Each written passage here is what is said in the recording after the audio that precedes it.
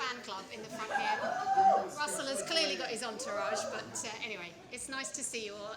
It's a choice, you've all got a choice of these sessions, so we're grateful that you've come to this one. I'm sure it's not the most scintillating on the bill, but we care about what we do. So I've got a short deck really, which is just to run through the committee, the joint, it's a very long-winded title we have, the joint IRPM and UKAA Build to Rent Qualifications Working Group Committee. So we're a group of kind of industry experts who have the responsibility for putting together the actual content for the qualifications, which is a kind of biannual process. Malcolm is in the back row here, he's the IRPM representative. So we kind of all get together to put the qualifications together, and then really this is just sort of about raising awareness of them, the importance of having them, and raising some challenging conversations. We have got a lively panel. We are going to be controversial because I think it's kind of topical to do so. So the deck, is that cracking anything I need to worry about? I'll just carry on. The deck is, as I say, not massively exciting, but it's to give you an overview really of the content of the qualification. So what do we cover, so that when we then go on to have a kind of conversation about them, you've got just a bit more of an understanding about the actual content of the syllabus, etc. So theme, obviously, professionalising standards in build to rent, going very much on the theme of the conference, the pursuit of excellence, and the question really that we're being pretty controversial over is, how close to that actually are we? Have we even got the basics covered? There is definitely a lack of standards in the sector. Will it become an investment risk? Is it already? I think it's probably, again, something that we'll talk about in the panel discussion. But this deck is really around working towards a quality proposition. So in our view, that means professional qualifications, very much at the core of what we do. It also means a best practice guide, which obviously has been launched today. It becomes a bit of a cornerstone of where we want to go. And then controversially, we'll talk about it again in the panel, but a code of practice. Is it time that we started thinking about having one of those as a sector, and what challenges would that actually bring? So for the context, the UKAA Education and Training Working Group Committee, we estimate, so please don't challenge me too heavily on these numbers, there are some pretty crude and basic math behind it, but, based upon obviously the number of people that we know that have gone through the qualifications so far, and there are two tiers of those, there's a level 2 and a level 4, and I'll talk a little bit about the difference between the two, but based upon the number, and obviously the number of completed build-to-rent units we know there are now, 76,000, it's estimated that one professionally qualified on-site staff member for every 375 units, which is, woefully short of where it needs to be. Approximately 75% of staff with the frontline responsibilities for compliance, for building safety, for resident safety, don't have any relevant professional qualification. So, in what way are we actually setting ourselves apart here from the PRS? Two tiers of qualifications, as I say. Level 2, Foundation in Build to Rent. And this is a very, very introductory course, ideal for anybody, basically. Anybody that is working within your organisation, back office staff, candidates, just anybody wanting to gain basic knowledge in the key areas. Every qualification, the reason that the partnership between the UKAA and the IRPM exists is because the IRPM are Ofqual qualified, regulated. So the qualifications are put together by them, and they're based upon the 4 core competencies that they have, which is technical competence, safety, customer and consumer, and ethics and behaviours. So they run very much through the core of the content for the courses. Who's it for? As I say, anybody really, new entrants to the profession, those already working in a property management role, your on-site staff, your back office staff, your office-based support teams, assistant property managers, anybody really that is new to the sector that wants to learn or that you want to make sure is aware of the basics, anyone that's working in it.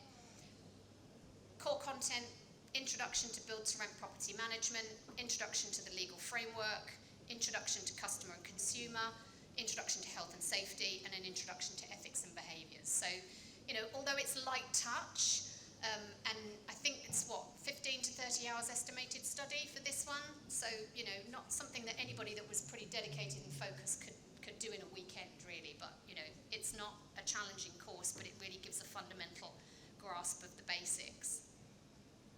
Then you have the level 4. So this is a much more advanced course, and this is the one that, several of our panel members have actually sat themselves. So we've got, people that have got first-hand experience of obviously sitting this. Much more advanced, ideal for your middle and senior level personnel, anybody coming into the sector, with the qualifications.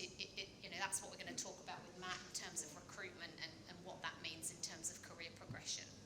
But this is a really solid course, obviously suitable for people already in the sector, but a much more senior level, experienced professionals who've been working in the sector for a long time but want to, consolidate their knowledge, have their existing abilities recognised, and again, anybody at a senior level that's just got an interest in the qualification. You do get your designation, the member of the IRPM, as a result of this, and it's got a really, really meaty content.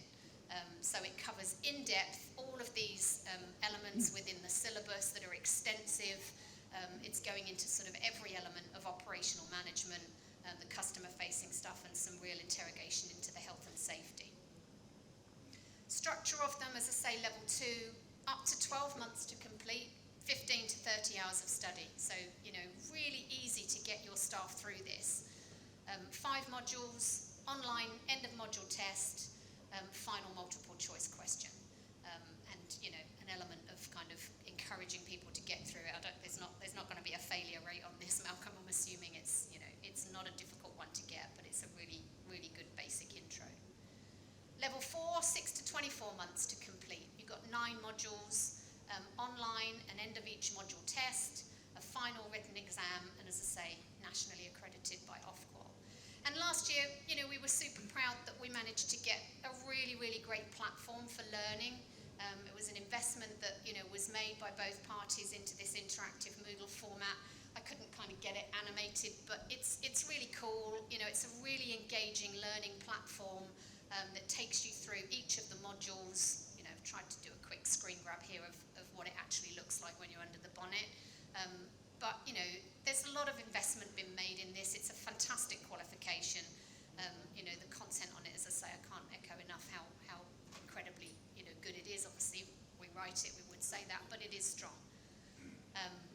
And then, there's some testimonials from the guys that have done it. I have got a slide which highlights the companies that have taken it against the companies that haven't, but I left that out for overly controversial reasons. But, look, the whole premise here is that we need to encourage more of the take-up. And this is kind of information that's come through from Matt and the team there from a survey they did earlier this year, of over 200 professionals working in residential living. So this is really focusing on the staff element of it. Not great reading, unfortunately. 43% of people, believe that the onboarding and induction was below the expected level. 40% believed that the training and development was below the expected level. 35% career progression opportunities below the expected level. This is not good news for a sector that is, trying to raise standards, in every angle. 49% salary and benefits at expected level, so maybe we're ticking some boxes, but I think there's definitely room for improvement. Malcolm's here, Malcolm's at stand 31, go and chat to him afterwards if there's an interest in how your organisation can do it or you personally want to get involved in it. But let's get to the interesting bit and have a bit of a chat about it with these guys. Do you want to do quick intros, or does everybody know you in the room? Probably. Well, they all know Russell. Everybody knows that, clearly. Quick intros. Yes, Dougie, go on. I'm not sure if you can hear me on the microphone, but I'll keep talking anyway. So my name's Dougie Alton-Wade. I work for Native Residential as Head of Operations for the North. Hi, I'm Russell Markey, Head of Operations for Queensland Living. Matt Halfpenny of Red Penny Partners, and also property recruitment company, so recruited across multiple levels, both entry and the more senior end of the market. I'm Nigel Bosworth. I'm Head of Residential Management at Savills. And I'm Tracy Hartley, Chief Operating Officer for Cortland. Thank you very much. So guys, we've obviously gone through this. We've had lots of great conversations offline about it, but let's get to the sort of meat and bones. Theme for today, pursuit of excellence. So the question to all of you initially, how does the panel define excellence? You know, I think that's a really interesting thing to kind of understand, and you all have different roles in different organisations, and you've all obviously been in build to rent for a while. So how do you define excellence? And given that we've established that less than 50% of those in customer-facing roles, you know, with this key responsibility for building and resident safety are professionally qualified, is it perhaps more appropriate to ask, do we even have the basics covered? You're all answering it, so I'll start with you, Dougie, because you're right there. So, yeah, so I mean, the simple answer is no.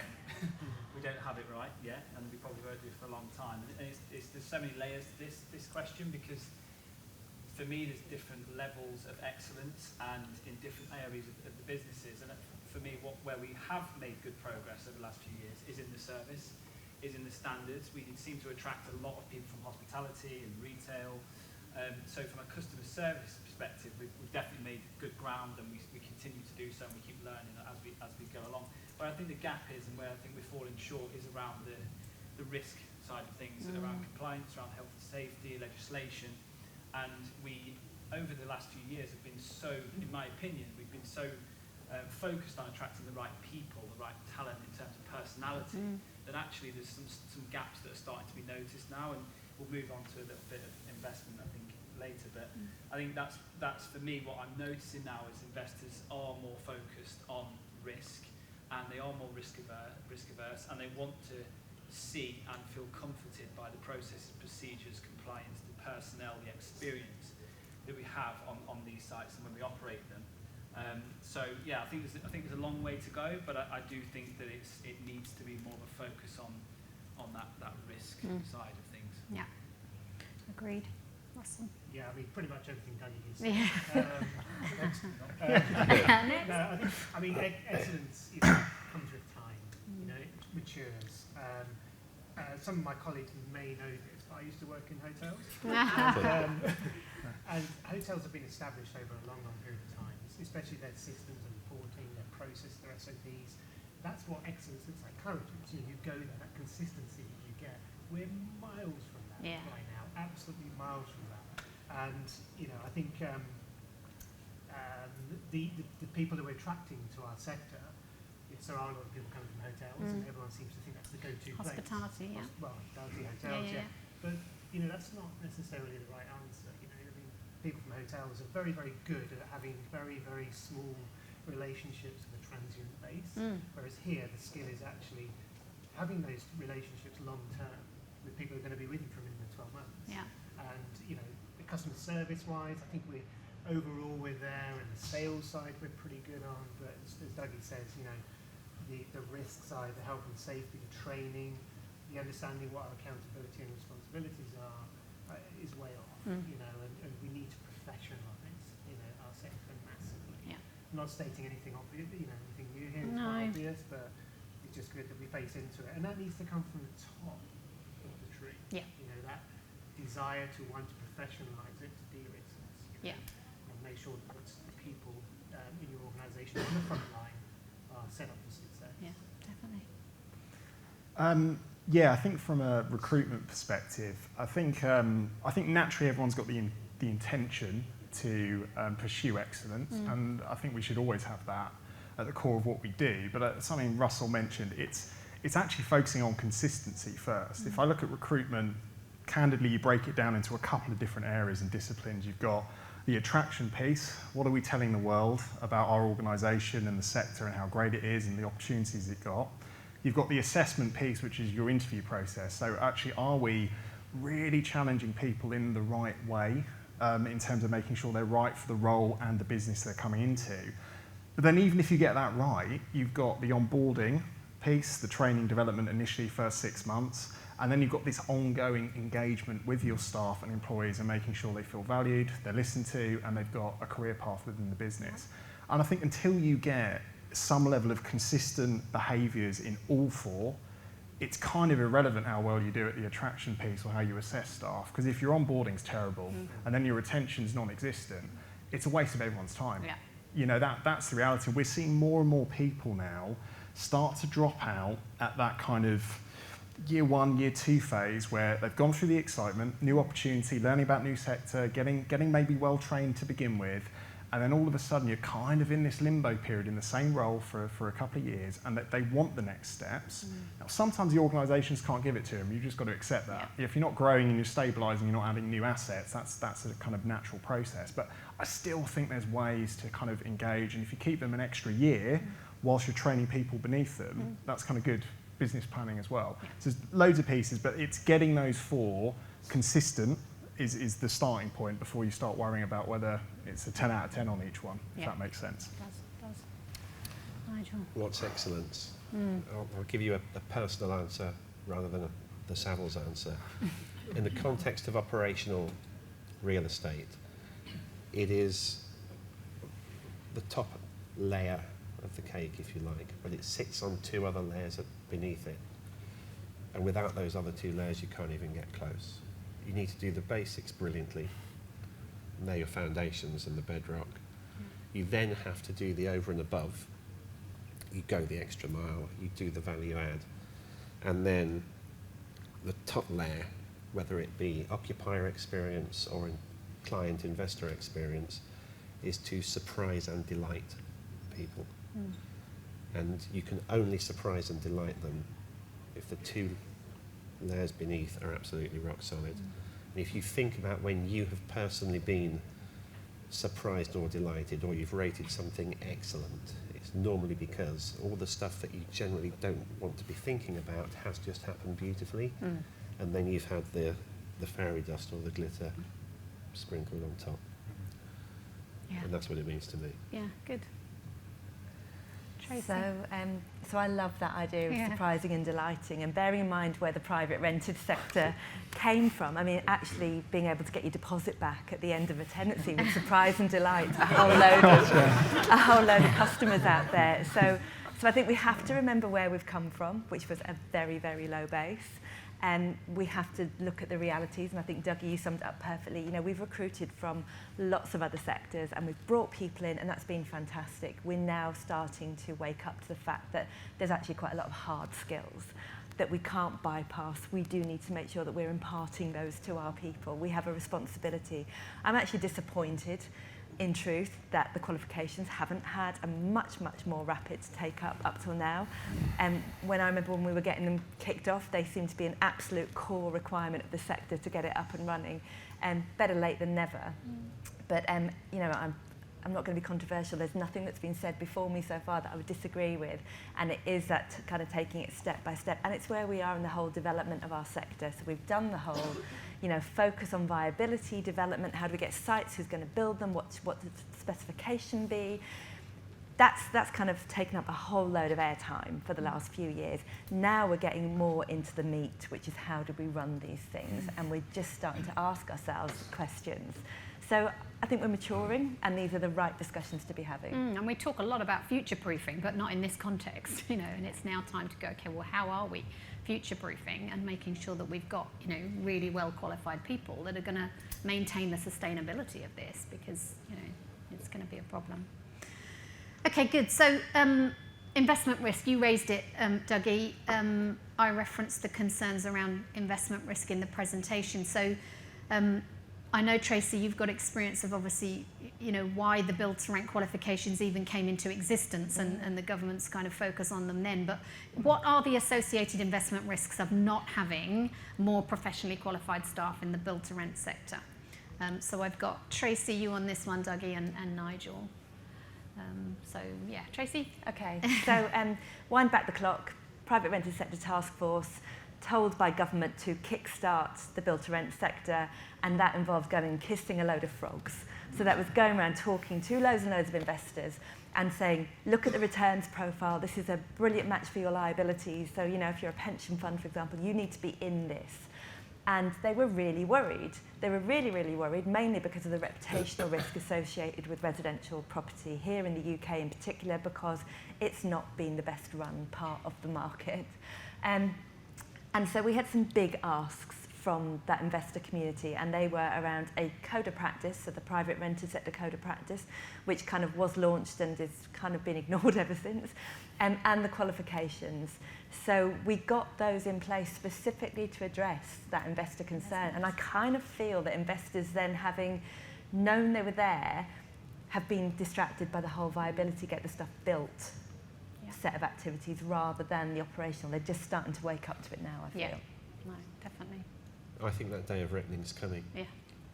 10 years ago, certainly 15 years ago, we were told that institutional money would not be invested into the residential sector because there was no professional property managers out there who could operate and manage these assets to the same standards that shopping centres, hotels, offices could be.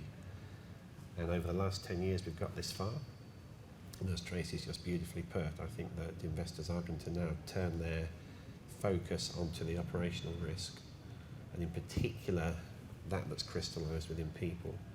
And I think in the next 3 years, 5 years maybe, there's going to be a bit of a calling to account, shall we say. Do you think that there was potentially an expectation that it was happening? You know, were they kind of just assumptive that it was going on? Doug, you've got your perspective on this from our chat before, was, you know, the conversations you're having with investors now and about their concerns. So, you know, were they, if they demanded it at the beginning, were they kind of assuming that it was just being taken up and are now learning that it wasn't and that doesn't exist? Yeah, I think so. I think ultimately there's legislation changes all the time. The Building Safety Act comes into play. There is a lot more reputational risk, but also the ultimate accountability can't be shaken away from the owner. And I do think there was an assumption there over the last 3 to 5 years that these things were taken care of, and maybe a slight ignorance to it, and that's maybe controversial, but I do think that you know, it's been ignored on purpose in some scenarios, not by every investor, but potentially that's happened until, you know, an event's happened where it's come back to bite them, maybe. And there's a lot more media on it now. There's a lot more out there in the press, and the risk isn't worth it anymore. No. So we are getting asked a lot more questions now. It is all part of the you know, the pitches when we go into new clients and investors and showcase what we do. You know, that is becoming a large part of that. The pitch. It's not just about placemaking and community and how we can deliver on ERVs and all that kind of stuff. Actually, a big part of that now is not just what we report on, how we report on it. What does that look like? What do the systems look like? How can we trust it? Give us live examples. Who have you recruited? What experience have they got? What qualifications have they got? So those conversations are just going to get, you know, more and more as we go on. Yeah, so from an operator point of view, you know, it's going to be attractive to your proposition to make sure that the qualified staff are in-house, but are we being bold enough to say that it could end up ultimately being a barrier to further investment if the level of qualified staff doesn't increase? You know, will we find that money is, you know, not forthcoming, or that investors are more nervous about investing because of that? I'll throw that open to anyone. I think that there are lots of factors that kind of inform investment decisions, but I've always felt that, you know, the first major flop in built to rent will certainly kind of slow down the capital flows. So one mistake. So, you know, one high profile disaster I think is going to frighten a lot of investors, and as we know, they're easily spooked. So, and also, you know, we just have a duty here. We have a duty of care. We are, as a sector, we are really mindful that we are dealing with people in their homes. So it's not even, will the investors demand this? Do we need investors to demand it in order to make sure that we've got properly qualified people running buildings? Yeah, so the health and safety question really is the big one, isn't it? So, you know, health and safety concerns. I think certainly from the feedback, you know, we have as part of the committee, and Malcolm hears it, you know, there are people out there that will say, well, we outsource health and safety, so surely we're covered on this, or I'll put my people through Property Mark Level 3, residential lettings and property management. In what way doesn't that cover me? So, you know, I hope I've given a flavour in the deck of, you know, the actual calibre of the content and how broad it is, which I think surprises, you know, people who don't necessarily see that. But, you know, not to be alarmist, although we are here to be controversial. Is it too strong to say the sector's sleepwalking its way into a disaster? You know, we talked about it. This is for you guys, Nigel, Russell and Tracy again, but, you know, Russell, happy to go to you first on this. What's the thoughts from you here? Yeah, we know that we can't turn a blind eye to this. You know, not that we have in the past, but there's a lot more accountable. We're accountable. Yeah. You know, it's flipping on its head. We can't outsource accountability. No. We just need to make sure that we have a competent team in place. The support team, like I mentioned before, is from the top down a complete awareness of the risks, and they need to get it right and to lead by example and to understand the risks in a courtroom, to make sure we're fully compliant in every aspect of everything we do. Yeah. We can make other people responsible but not accountable ultimately. Yeah. And that's what we need to really switch our way of thinking about and make sure we're completely ready for that. I mean, for us, we're aware of the financial and reputational risk that one accident or one incident can do to the business. Yeah. Something we've built, spent 7 years building, Yeah. we've gone overnight. Yeah. So that's why it's just so important. And we're putting our team members through IRPM level 4, or 2 at the moment, level 4, NEBOSH, IOSH training later this month as well. But we have to make sure that understanding is ingrained in everyone from now on. Yeah. And we know April's coming, and we need to register our buildings. And if we don't appoint an accountable person or determine who our accountable person is, then we're going to be having not us generally, but generally people. Yeah, the sector. Yeah, absolutely. It's going to be a difficult situation for those people to be in. I mean, we have to realise. I mean, I've had a couple of situations where we operate a lot of apartments in Wembley Park, and the probability of something happening, is higher. Things outside of our control. Yes. And I want to be able to sleep at night knowing that we are fully compliant. Yeah. A few years ago we had a fire in one of our apartments, and I'll be honest, you're thinking, oh my gosh, I hope there's nothing wrong with our EICR certificates and so on. I mean, obviously they're all in place, but you still have that fear, that something could go wrong. But making sure that you are fully compliant, you have the systems and processes in place to ensure that you can sleep at night, basically, is essential. So yeah, it's a big one. Yeah, you can't mitigate against every risk for sure, but you certainly want to be in a place where you've got the confidence that the competence of the people that are responsible for resident safety is there. So yeah, anything to add? But would you say sleepwalking into disaster? I wouldn't quite put it like that, but there's probably a grain of truth in that comment. I'd certainly say that some parts of the sector so far might have been guilty of some willful blindness, perhaps. But I won't go any further down that line. The first part of your question was interesting, though, which is, if my team are all qualified, for example, why do we need to do this? Or RICS qualified, why do we need to do this? And my answer to that is, it's a little bit like having a motorbike driving license and thinking you can jump in a car. You probably can drive it. You probably shouldn't be going any great distance or at any great speed. And the point I'm trying to make is the level 2 and the level 4 qualifications have been right from the beginning designed to be the perfect fit for anybody working in build to rent. So it has the complete breadth of what's required. And the level 2 is clearly not as deep as level 4, but it doesn't matter which you're doing, you are going to have the complete breadth of what you need to safely operate and manage a build-to-rent asset, as opposed to a single apartment or a single home.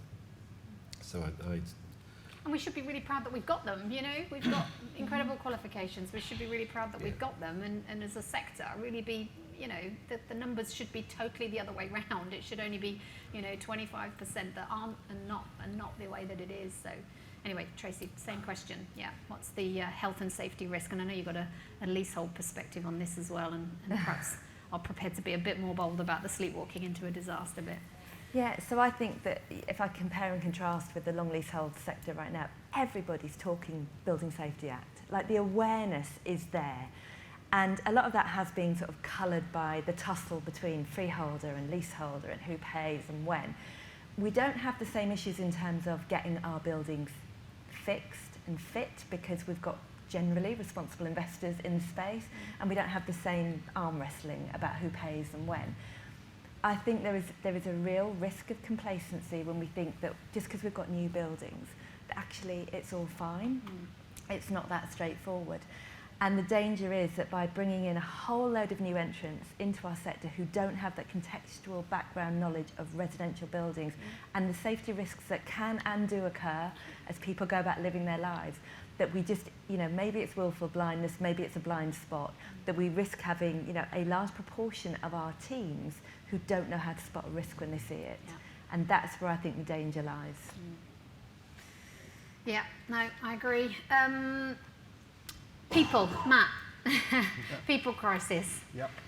Interestingly, maybe this is something only I've heard of, but the grand resignation of 2022, you must have heard of it. Yet another media buzzword. Yeah, but there's some truth. But there's a bit of a post-COVID exodus from people that could lovely afford to retire early and are not looking to come back in any hurry. So, maybe they're not the core demographic. But is it getting harder to recruit? And how do the qualifications support sector recruitment and staff retention? And would this recognised professional career path be beneficial? So there's a couple of sort of subsections in here as well, and obviously I've shared some of your data, but it'd be great to kind of understand it from the recruitment and the staffing perspective. Is there a people crisis? Yeah, and look, there's lots of different reasons for this. I'll give my 2 cents worth on the subject. So I think we've got the issues we've got at the moment, and you demonstrated it with your stats in terms of the number of people who have actually got professional qualifications, in the industry, suggests there's a real kind of lack of consistent investment in qualifications and training and development people. It's not true to every business, but I think sector-wide there's an issue. You get coupled with the fact that, we've heard from the investment risk side of things that investors are no longer sort of investing, 60 or 80 million pounds in one asset. We're talking about sort of over £1 billion worth of investment capital going into potentially creating their own opcos and all that kind of stuff. So they're acutely aware of getting it wrong has a massive impact. So what we've got now is got this scenario where actually I think we're starting to reverse from get people in from all walks of life, from all sectors, and we'll develop them. None of us know this back to front, and we'll kind of learn and develop together, to oh my God, right, I need someone who's done this before, right? They've got to have build-to-rent experience. We're going to narrow the pool here. But then they've got to have build-to-rent experience, but we're not potentially going to train and onboard them a great deal when they come on board. So we've got a real kind of conflict, I think, out there. So we're actually saying it's really hard to get people, but then our narrative is I only want to shop in a pool of 20 candidates for a vacancy. I mean, it's just crazy. And then what are you doing? You can't really offer them necessarily a kind of extensive development program and a route to a better position. You start offering them more money because that's the only pool you've got, or a slightly better building. Yeah. So I think that there needs to be a real complete reset on the narrative of how we approach this whole thing around attracting and onboarding and retaining, and actually take a little bit of a step back and go, you know what, it's our obligation as opcos to instill confidence in the people that we employ to be able to be compliant and to give a great customer service. Not, I'm not going to do it because they might leave anyway in 12 months. It's just the wrong attitude to approach it. It should just be a given.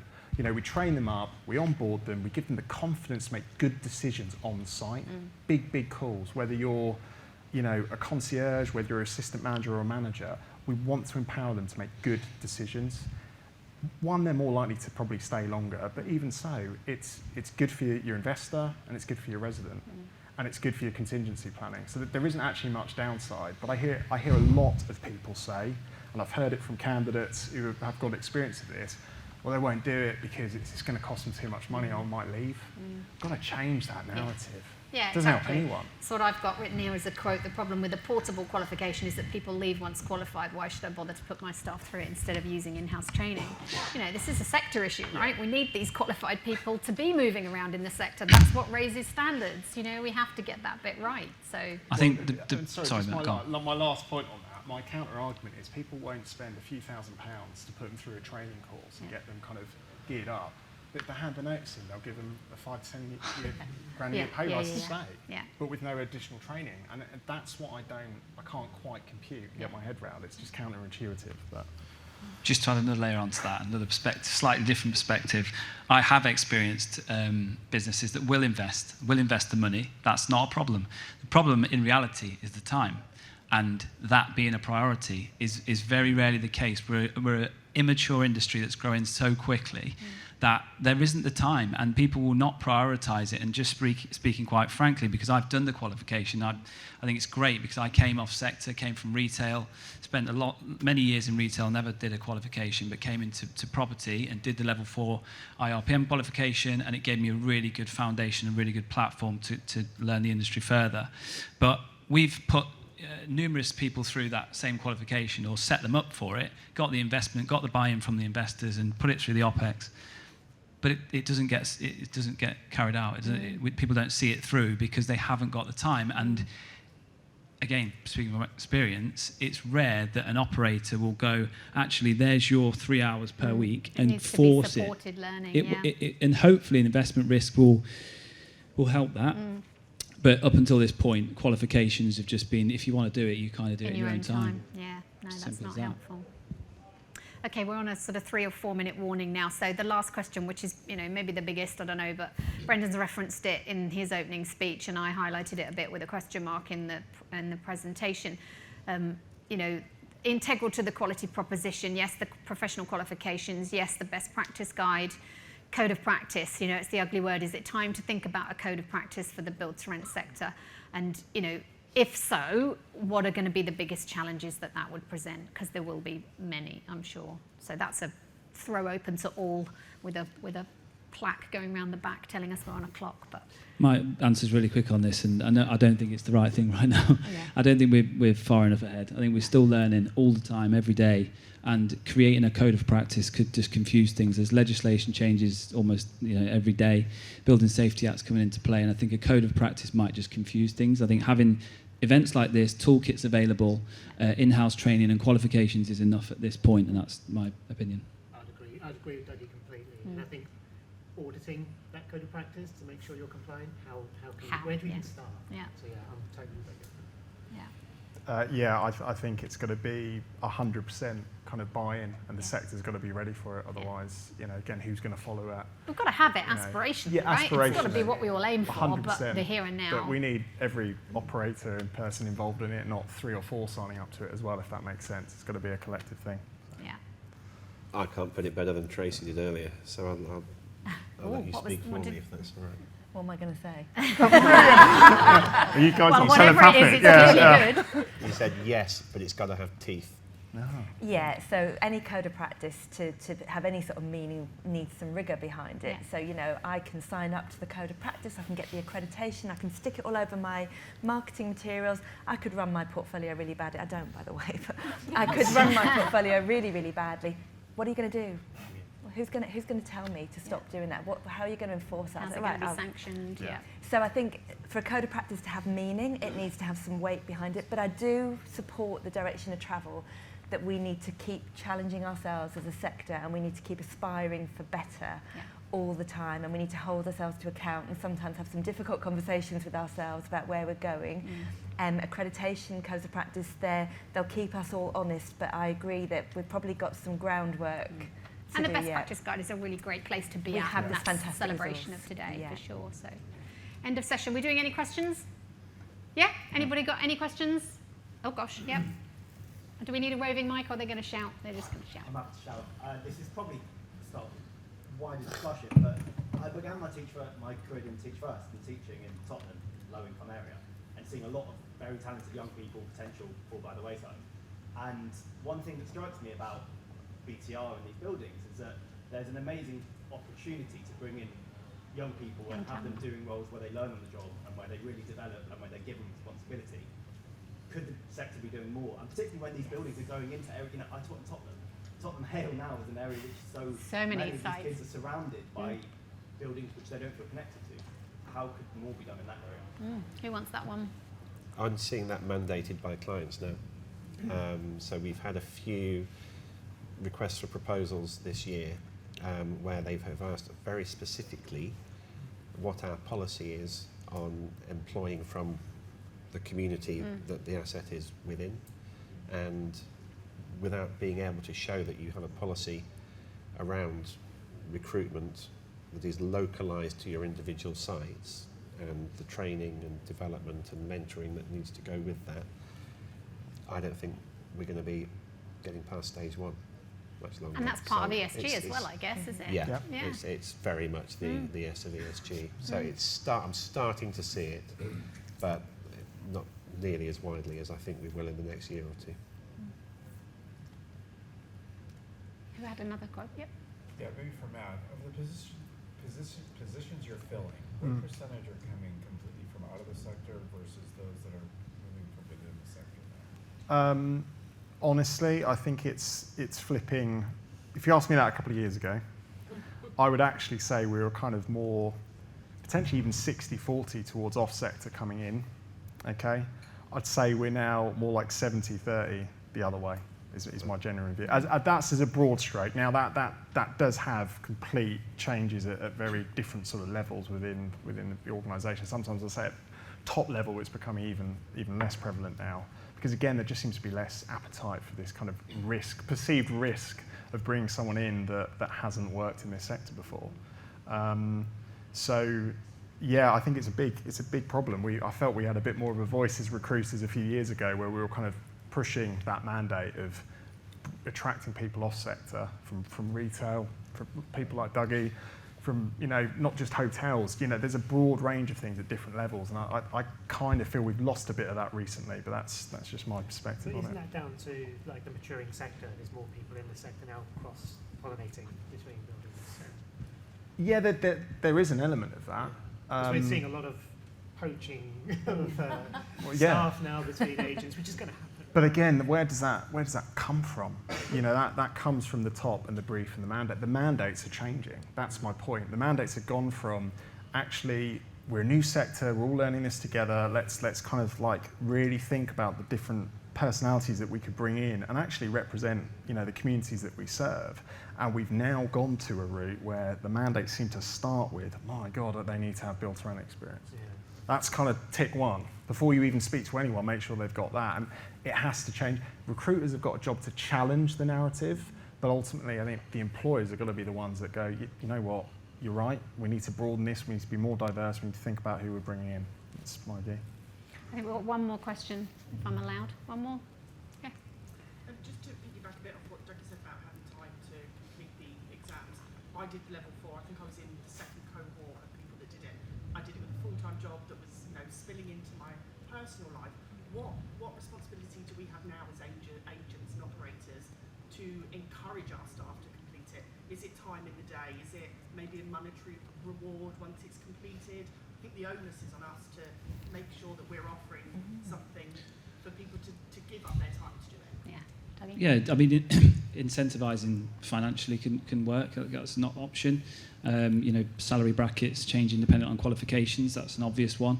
But I think for me, it's just more about the whole structure of your site teams and actually allowing the staff that work on these sites to have that time and actually pushing them to do it. We do other things. We'll plan a day in the calendar year where we can do volunteering, which is all great. That's lovely. And then we won't do anything for time for qualifications. And we won't enforce it. We won't force people to do it. So we could give people an additional holiday day a year just for studying and just to complete those qualifications. But obviously that's not going to be anywhere near enough to do the IRPM qualification. But it's those types of things that I think we need to do. There needs to be more conversation about it. It gets put into budgets. The line's there, the money's there, but actually getting that done and achieving it, it's in reality it doesn't happen. And I've seen that time and time again. So yeah, I think just incentivising is going to have to be the way forward. I think Definitely a big responsibility for sure. Yeah, it's going to need to happen. Yeah, with what's coming down the line. 100%. So we have to find a solution. 100%. Okay, thank you all. Brilliant conversation. I hope it was, entertaining and educational. Clearly, that's what we're trying to do. So, Malcolm's here, Stand 31. He has everything you need to know about the build-to-rent qualifications, how much they are, how many people you can sign up. So please have a chat with him or any of us. We'll loiter. We're around. So yeah, Nigel's done it. Dougie's done it. Tracy wrote it. There's a lot. There's a lot going on. There's a lot of expertise. So yeah. So thank you. Thanks for your time. Not the latest version. Not the latest version. I didn't know you, Rose. Not single-handedly. Not all of it.